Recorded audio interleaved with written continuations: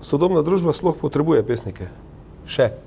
Ja, glede na citat je to nujno. Kaj ti? To je v bistvu način osvajanja. Ne? Če bi zdaj zapel na lepo pesem, ne, bi šla na 2 deci. Ja? No, recimo, ne, oziroma, ja, no. Meni mora biti pesem všeč potem, ne?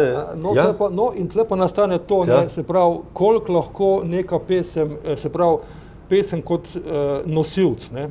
Se pravi, da ni, kdaj je pesem sama sebi namen, skratka, ko se jaz dobro počutim, se zaprem doma v kuhinjo, se postavim pred ogledalo in si pojem, ne. Recimo, ne. Zdaj govorimo o peti pesmi ali o poeziji? O petju sebi. Aha.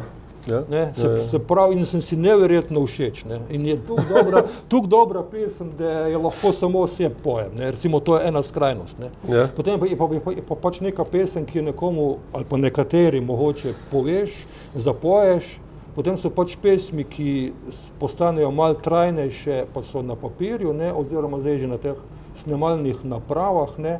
Skratka, pesem kot komunikacijsko sredstvo.